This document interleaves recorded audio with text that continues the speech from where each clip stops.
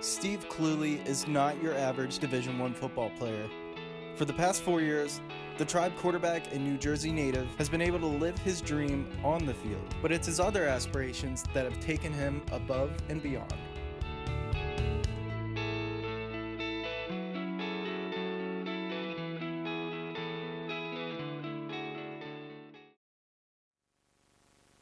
Growing up, I was fortunate enough to go on family vacations a lot, and I always used to look forward to the flying part. I think we were out in Utah actually for a ski trip. Long story short, weather was bad. Met a guy who wanted to be with our group because the conditions weren't great. Ended up being an F-16 pilot. After his trip, Steve stayed in touch with the F-16 pilot. It was then when he realized he wanted to follow in his footsteps. I think it was 2 years ago, I realized there was an airport actually like within a mile of my house. I never knew it was there. It's kind of hidden, a little local. It's called Williamsburg Jamestown Airport. I talked to the owner and he was like, yeah, why not? You know, it's pretty easy to like see if you want to do it. We'll take you up. And I went up and I loved it. I absolutely loved it and been pursuing it since. Becoming a pilot is no easy task.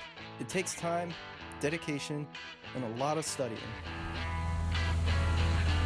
The flying aspect isn't the hard part. Once you get a feel for it, it's the same all the time.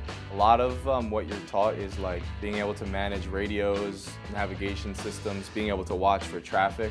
So you have to like get to the point where your instructor trusts you to fly by yourself. So then you do that. And then you fly by yourself, and then you have to go to like other airports by yourself. And then once you do all that, your instructor basically signs off, he'll give you your pilot's license. It's a daunting task for anyone, let alone a Division I quarterback already balancing football and academics.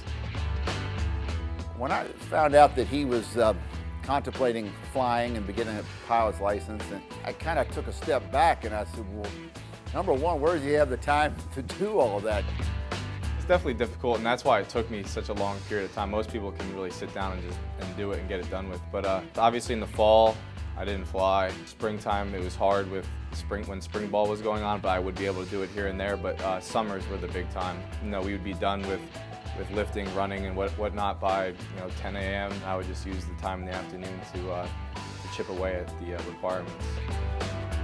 He's a very organized young man, and so if he feels like he can do it, then more power to him. That's just quite an undertaking, I think, for a young man in college. At first, I was kind of scared because I was like, "Oh, that's a big thing, flying." Just hearing that clue was like, "Hey, you want to go with me?" I was like, I don't know." You know what I'm saying? Obviously, everyone knew I was getting it, and everyone was always like, "Oh, take me when you get your license." Then I finally got my license, and I said, "Hey, you ready to go?" And that's when everyone started backing off because it was a reality now. Getting in the plane, I was like, "Oh man, I got clue. You have it now. You take the wheel, you're good."